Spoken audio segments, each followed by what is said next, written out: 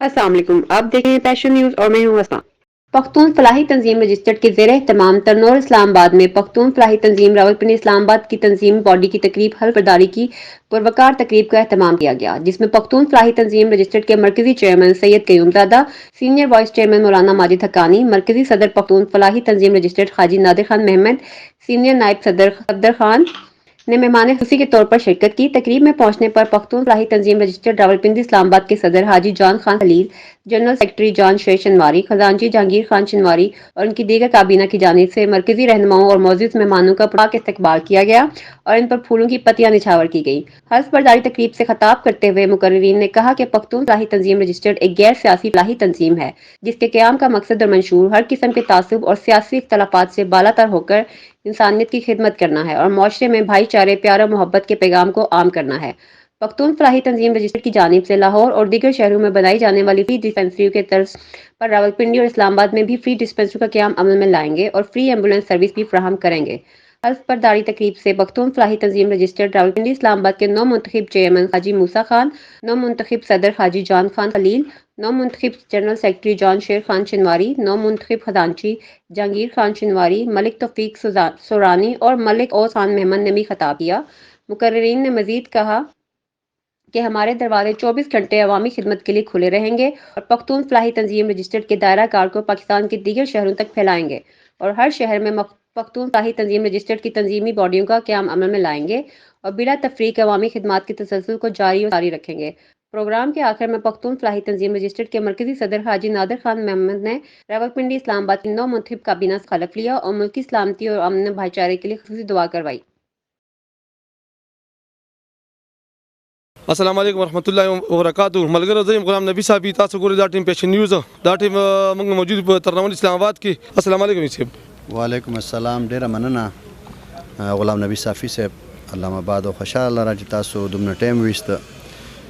زمونږ پښتون فلاحي تنظیم خالصتا یو فلاحي تنظیم دی او سماجی تنظیم دی. په دې کې موږ سره د هرې پارټۍ د هرې نظریې کسان موجود دي او 2008 کې دا تنظیم موږ صرف دې دپاره جوړ کړی و چې په لاهور ښار کې د داسې علاقو خلک شته چې هغوی په دیرو کې اوسي او د هغوی سکاډې نه وي، نو هغوی ته چې کومه ستونزه ستړې پیښه شي نو هغې کې داسې یا یو کس وفات شي یا زخمی شي یا نورې څه خبرې، نو هغې دپاره موږ یو تنظیم جوړ کړی و. دا نورې خبرې وروسته راغلې چې الحمدلله اوس هغه خبرې ختمې شوې. هغه تنظیم هغه امبولانس سیستم په خپل ځای باندې چلیږي، خو موږ د پښتنو دپاره خالصتا او بیا ټولو خلکو دپاره ټول انسانیت دپاره پښتانه اوسېږي چې هغه د هر سیمې سره تعلق ساتي، که هغه د قبایلو سره دي، که هغه د پښتونخوا سره دي، نو هغو له به څه پیغام ورکوئ د پښتون فلاحي تنظیم باره کې چې آیا دې کې تاسو ممبرشپ وکړئ، دې کې ملګري شئ، نو څه پیغام به ورکوئ؟ په دې کې زه دا عرض لرم چې بھائی اتفاق چې دی دې کې الله پاک ډېر برکت ایښی دی. موږ له اول خپل اتفاق پکار دی او اول یو شی وروره ټول یو اتفاق شي او د پښتون چې د هرې سیمې او د هرې علاقې زموږ دپاره ډېر زیات معزز او محترم دی. او زه به دا وایم چې په دې تنظیم کې تاسو شامل شئ. دا صرف او صرف د خیر ښېګړې تنظیم دی، په دې کې نور هېڅ نشته او نور هر چا خپل نظریات دي، خو د الله او د الله د رسول د خوشنودۍ دپاره او د قوم د خدمت دپاره تاسو په دې تنظیم کې شامل شئ او انشاءالله په دې کې به الله پاک تاسو له اجر درکوي او موږ به انشاءالله دا تنظیم ډېر مخکې بوځو. دې کې زموږ د اسکولونو منصوبې دي. اوس لاهور کې موږ یو اسکول شروع کړی دی برېښنا په نوم باندې، د بند روډ ډېره پسمانده علاقه ده. په هغه علاقه کې دا اسکول روان دی او په هغې کې ډېر مستحق ماشومان چې دي هغو ته تعلیم مفت ملاویږي. حاجي جان خان خلیل صاحب نوم یې دی او هغه د پښتون فلاحي تنظیم راولپنډي اسلام آباد پریزیډنټ هم دی، صدر هم دی. دوی له به څه پیغام ورکوي مختصر الفاظ؟ ګران محترم غلام نبی صاحب او د هغو د ټول ټیم نه زه ډېره شکریا ادا کوم چې هغو دلته راله او تکلیف او زیار یې وکړو. محترم غلام نبی صاحب زما پیغام خپل قوم ته خپل ولس ته دا دی چې نن الحمدلله 4.5 کروڑه نه لږ زیاتو خلکو ژبه د پښتو او نن مونږه گزاره د اقلیت په شان دی. ده دوستانو یو موټی شئ یو ټولی شئ نو انشاءالله څه به رانه جوړ شي. وایي که امسا د یوه سړي په لاس کې نو ماتیږي او چې ګېډی ترې جوړ شي نو بیا ډېره په مشکله باندې ماتیږي. ټول نه مخکې غلام نبي صاحب موږ ستاسو او ستاسو د ټیم شکریا ادا کوو چې تاسو موږ دا پروګرام یو مینیج کړلو ډېر ښه طریقې سره او زمونږ دا ذاتی کې یو مفاد نشته دی.